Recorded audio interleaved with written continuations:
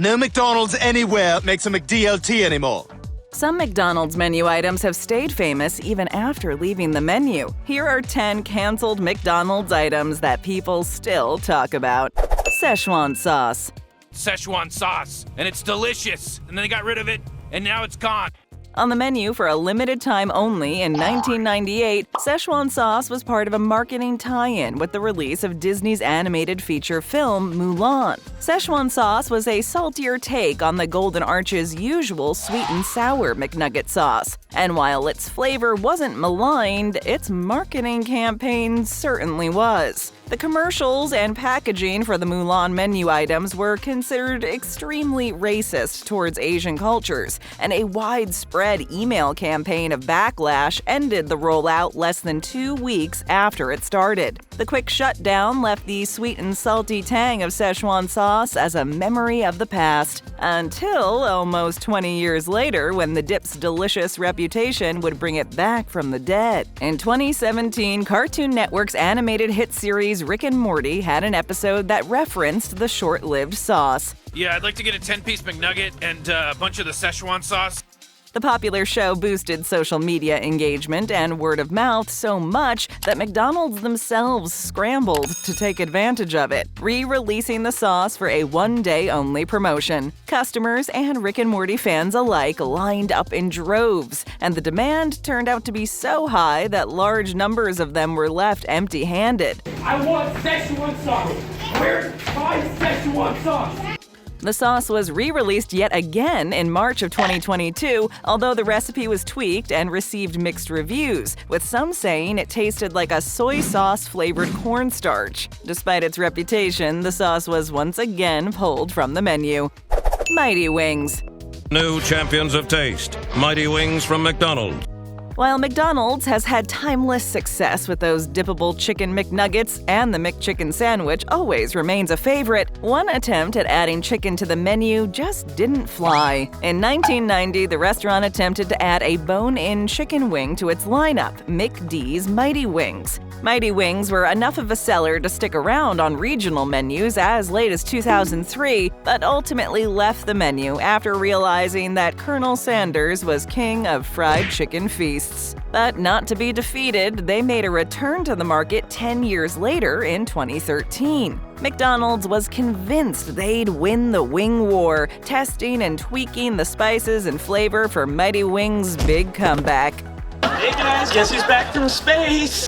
They were so convinced of the triumphant return that the chain loaded up on an astounding 50 million pounds of chicken wings in preparation for the product to fly out of the deep fryers. In the end, the not-so-mighty wings needed to hit the gym. Sales were completely abysmal almost right from the start, with McDonald's then CEO making public excuses for the lack of sales. The Mighty Wings' reappearance lasted less than 4 months, and they were removed from the menu in December of 2013. The Hula Burger. Pineapple. Ugh. So much for that. Today, meat alternatives are more popular than ever. From Beyond Meat burgers to Impossible Whoppers or meatless pepperoni, plant-based options are easier to find at your favorite eateries. But in 1962, that wasn't the case. McDonald's became the franchise it is today under a man named Ray Kroc, and as his business expanded, so too did his ideas to conquer the less obvious food markets. Ray wanted to come up with an alternative to beef that he could serve after noticing declining sales in certain Catholic neighborhoods, many of whom typically abstain from meat on Fridays. His creation was the island-themed Hula Burger, named after the traditional Hawaiian hula dance because his new sandwich featured pineapple. As in, that's all it was, pineapple being featured front and center. That's that Hawaiian burger joint. The Hula Burger was a pineapple slice between 2 pieces of processed cheese sandwiched between a plain toasted bun. And that's it. However, at the same time, one of his McDonald's franchisees presented Ray with another beef alternative, the filet of fish. The following Friday, the two held a friendly competition to see whose creation would be a bigger hit with fast food fanatics, and the filet of fish outsold the Hula Burger by a count of 350 $1.50 to $6. While the filet of fish became a menu staple to this day, the Hula Burger danced its way out of sight and was never heard from again. The Mc-Lean Deluxe. I'm your bran muffin, probably fat-free and good for your colon.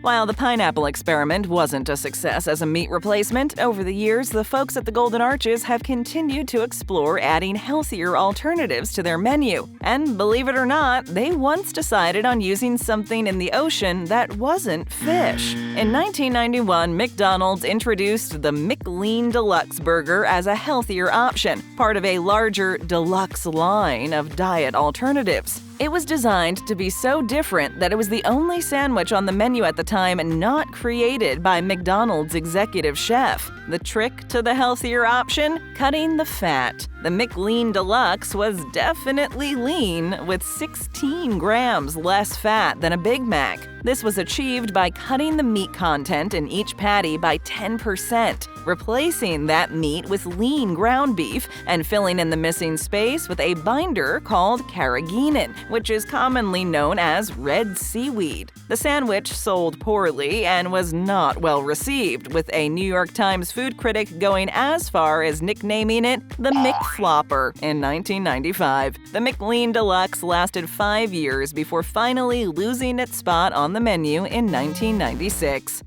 The McDLT. It was hot and cold. Released in 1984 as a spin-off of a BLT sandwich, the McDLT featured the lettuce and tomato that the Quarter Pounder was missing. Yes, in the 80s, adding basic vegetables to your fast food was considered a healthy alternative. But the McDLT came with another marketing option that literally set it apart: the packaging. The sandwich came packed in a double-wide styrofoam box that had one side for the meat half of the sandwich and one side for the veggie half of the sandwich. The idea was to keep the hot parts hot and the cool parts cool, and the customer was to assemble the finished product themselves. The beef stays hot, the cool stays crisp. In addition to the assembly being an inconvenience for customers, the extra packaging had a reputation for being extremely wasteful. The world had gotten wise to the negative environmental impacts of polystyrene packaging and to the fact that McDonald's was purposefully and unnecessarily using twice as much of it. The company trotted out a heavy marketing campaign of celebrity commercials featuring the likes of Aretha Franklin and Jason Alexander, but just couldn't convince the buying public. By the early 1990s, the sandwich was discontinued to help the company's image be more environmentally friendly. The Arch Deluxe. It's a hamburger made out of meat on a bun with nothing. As the 90s ticked on, McDonald's still wanted to cater to niche markets. Faced with an aging customer base that was becoming disinterested in the restaurant's kiddie image, remember Ronald McDonald's Play Place? Why don't restaurants have playgrounds anymore? McDonald's ignored their Happy Meal toys and decided to talk straight to the adults in the room. Their adulting push led the company to spend an astronomical $300 million on production, research, and marketing before they finally arrived on the Arch Deluxe, a sophisticated McD's burger. Focusing on high-end ingredients like a potato bun, Dijon mayo sauce, and circle-cut peppered bacon, the sandwich was released in May of 1996. But the tagline of "the burger with the grown-up taste" actually alienated most of the customer base, and the burger was pulled from the menu after 4 years of abysmal sales. The Arch Deluxe stands as one of the biggest flops in McDonald's history and proves it's good to stick with what works. Pizza. Hitting the markets in 1989, McDonald's sought to escape its brown bag, lunchtime-only image by introducing everyone's favorite dinner dish, pizza. A full 3 years were committed to product development, including designing and patenting a high-speed pizza oven that could cook a family-style pizza from frozen in no less than 6 minutes. Almost there, just one more push. Here it is.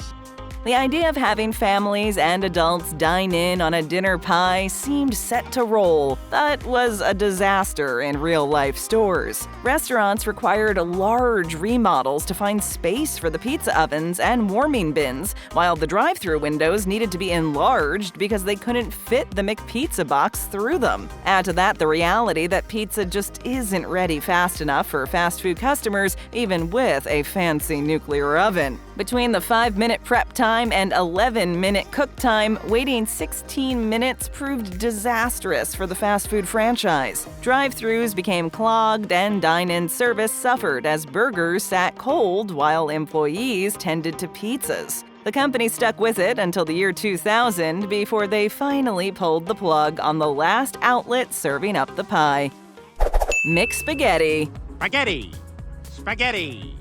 Almost 2 decades before their preposterous pizza scheme, the burger folks tried their luck at another classic dinner dish, spaghetti. Dubbed as the obvious enough McSpaghetti, the pasta was introduced to the world in 1970. Served with cheese and tomato sauce and optional sides of meatballs and garlic bread, the staple was a precursor to the pizza venture in that it took up too much time and space to be practical in a fast food kitchen. While it failed to catch on with the meat and potatoes crowd of the Western Hemisphere, the McPasta has been a monster hit ever since it was introduced in the Philippines. You want spaghetti? I want spaghetti too, please. Although McSpaghetti hasn't been served anywhere else since 1980, it is still going strong on the menu in the Philippine Islands and is a fan favorite when served alongside another unique McD's menu item, fried chicken. The McAfrika. What's that? Your food.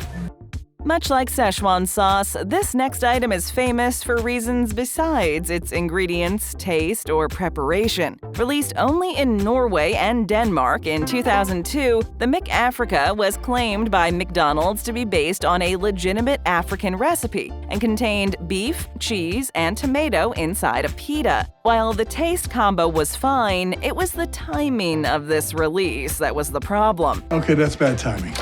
At the time, no less than 6 African nations were suffering from a major famine. Naturally, the backlash was fast and hard for introducing a sandwich named after a suffering continent and released exclusively to a pair of the world's richest nations. The marketing was labeled inappropriate, distasteful, and insensitive. But McDonald's pulled their biggest clown move since Ronald McDonald and refused to remove the sandwich from the menu. While they did apologize for the timing of the campaign, the Golden Arches continued to sell the McAfrika for 2 more years. And believe it or not, they stubbornly ran it back in 2008 for the Beijing Olympics promotional campaign.